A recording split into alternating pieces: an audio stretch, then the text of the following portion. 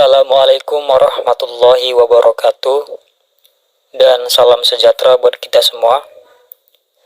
Kami dari kelompok dasar kaidah 3 ingin mempresentasikan materi kami mengenai kaidah dasar 3 yang tertera dalam kode etik arsitek dan kaidah tata laku profesi arsitek dari Ikatan Arsitek Indonesia edisi 2007 cetakan pertama 2007.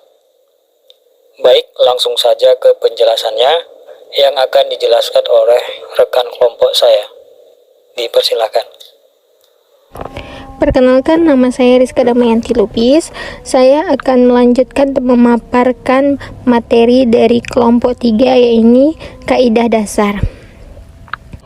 Kewajiban kepada pengguna jasa.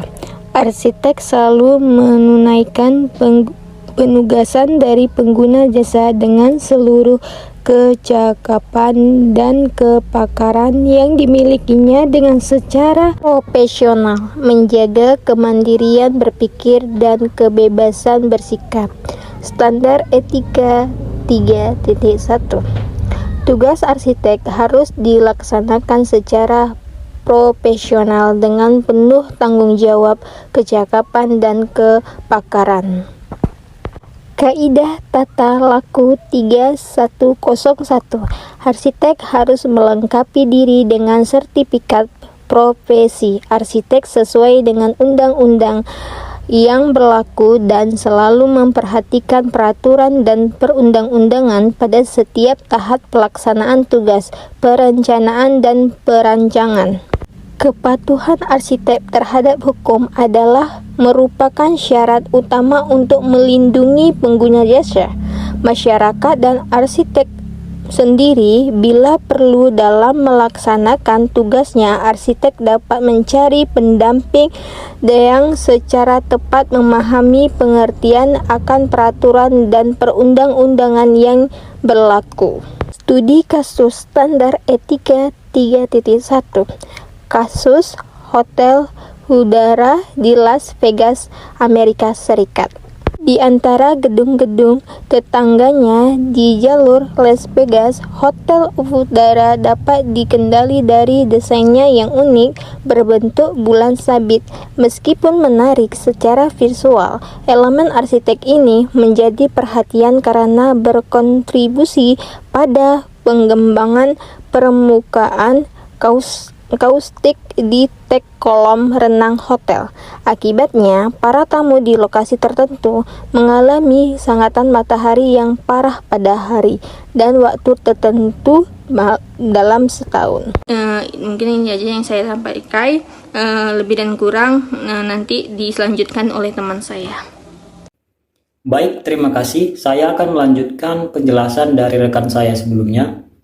Untuk penjelasan selanjutnya ini masuk ke standar etika 32 tentang kerahasiaan, yang isinya arsitek wajib mengemban kepercayaan yang telah diberikan oleh pengguna jasa kepada dirinya.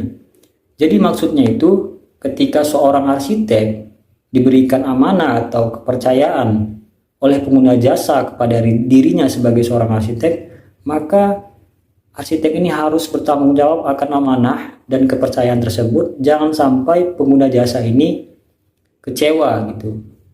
Jadi gitu maksudnya. Dan selanjutnya ada kaidah tata laku 3201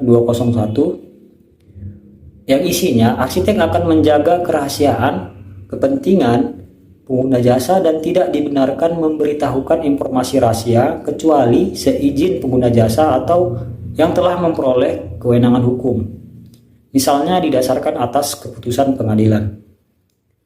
Jadi lebih jelasnya maksud dari kaidah tata laku 3201 ini, dalam mendukung penyebaran informasi yang berguna untuk kepentingan pengembangan dan kerjasama profesi, arsitek harus mampu mengenali dan menjaga komunikasinya dengan pengguna jasa yang mungkin bersifat sensitif dan rahasia. Jika sifat kerahasiaan ini menjadi bertentangan dengan hukum atau berlawanan dengan kewajiban etis yang terkandung dalam kode etik, maka kaidah tata laku ini memungkinkan arsitek membuka informasi yang dianggap bersifat sensitif. Selanjutnya masuk ke studi kasus standar etika 32 tentang kerahasiaan. Contoh kasusnya adalah kasus penyalahgunaan informasi. Jadi ada seorang arsitek saat merancang sebuah bangunan dan sesuai dengan kemauan pengguna jasa atau klien, dan arsitek itu ingin mempublis hasil desain yang telah dibuat untuk pengguna jasa atau klien tersebut, maka arsitek ini harus memiliki izin terlebih dahulu ke pengguna jasa, dikarenakan dalam sebuah desain tersebut ada hal-hal yang tidak bisa dibagikan ke orang lain atau diketahui orang lain karena bersifat pribadi atau rahasia. Jadi maksud di atas adalah sebagai arsitek wajib menjaga kerahasiaan proyek yang bersifat dalam tanda kutip rahasia dan ikut memastikan agar informasi proyek tidak disalahgunakan oleh pihak-pihak yang tidak berkepentingan. Baik, untuk selanjutnya akan dilanjutkan oleh rekan kelompok saya.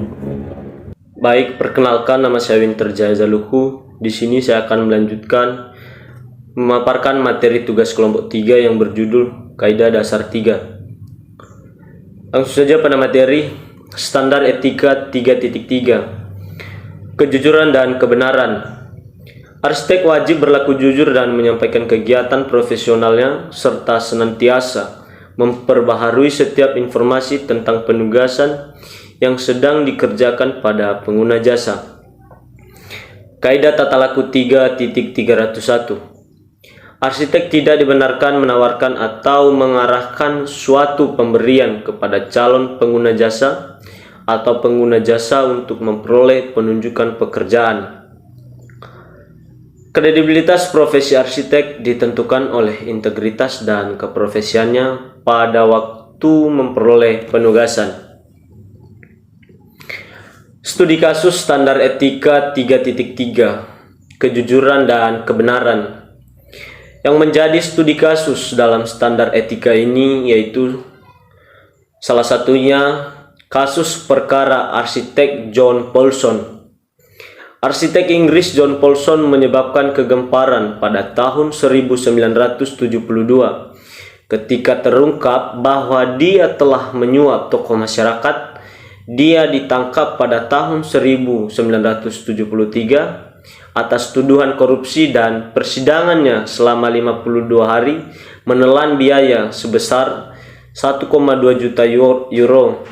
Dia dijatuhi hukuman 5 tahun penjara dan kemudian mengaku bersalah atas 9 tuduhan tambahan korupsi dan konspirasi yang menambah 2 tahun hukumannya. 2 lainnya dipenjara dan Menteri Dalam Negeri Reginald Maudling dipaksa mengundurkan diri. Lebih dari 300 orang terlibat dalam perkara tersebut. Baik, demikian pemaparan dari saya dan selanjutnya akan diteruskan oleh rekan kami. Terima kasih. Perkenalkan, nama saya Muhammad Rizky Ananda. Di sini saya akan melanjutkan materi mengenai standar etika 3.4. Perbedaan kepentingan. Arsitek wajib menghindari terjadi pertentangan atau perbedaan kepentingan dalam kegiatan profesinya dan senantiasa secara terbuka menyampaikan semua konflik kepentingan. Kaidah tata laku 3.401. Arsitek wajib menghindari pertentangan atau perbedaan kepentingan dengan menolak suatu penugasan dan memberi penjelasan secara terbuka kepada pengguna jasa. Semua pertentangan kepentingan diperkirakan atau yang tidak dapat dihindarkan akan merugikan pengguna jasa, masyarakat, dan lingkungan. Arsitek dapat mengadakan kerjasama dalam bentuk asosiasi atau partnership dengan bidang jasa industri konstruksi lain selama tidak terdapat pertentangan kepentingan. Penjelasan. Kaidah ini dimaksudkan untuk cara bersikap arsitek dalam menghadapi keadaan atau sebagai sikap keprofesian mengenai situasi yang menimbulkan pertentangan kepentingan bagi arsitek dalam hubungannya dengan pengguna jasa, pemilik, masyarakat, karyawan, pelaksana konstruksi, atau pihak yang lain yang akan terkena dampak tindakan keputusannya. Studi kasus standar etika 3.4. Perbedaan kepentingan. Kasus arsitek dengan pihak pemerintah. Dari 1997 sampai 2007, kritik bermunculan terkait penggunaan jembatan Campo Politin Forbright. Banyak pejalan kaki yang terpeleset dan terjatuh karena lantai kaca yang licin saat cuaca basah. Pemerintah sempat melapisi dengan karpet karet, namun saat cuaca buruk akibat badai, karpet tersebut malah membahayakan pejalan kaki karena terangkat oleh angin kencang 2007. Pemerintah Kota Bilbao membangun proyek ekstensi jembatan yang baru dirancang oleh Arta Isojaki. arsitek Santiago Calatrava telah menggugat pemerintah kota Bilbao, Spanyol sebesar 4 juta US dollar. Mengeklaim kota tersebut melanggar hak cipta dengan mengizinkan arsitek lain untuk membangun perpanjangan jembatan penyeberangan Campo Flautin miliknya. The Independent of London melaporkan perpanjangan dirancang oleh arsitek Jepang Arta Isojaki. Tuan Calatrava benar berpendapat bahwa perpanjangan tersebut merusak simetri, mendistorsi desain, dan merusak integritas jembatan berlapis kaca di atas sungai Netflon. Dia meminta 360 US dollar sebagai kompensasi dan pembongkaran ekstensi, atau jika tetap 4,3 juta US dollar untuk kerusakan moral. Sekian presentasi dari kelompok 3, lebih dan kurangnya mohon maaf. Wassalamualaikum warahmatullahi wabarakatuh. Terima kasih.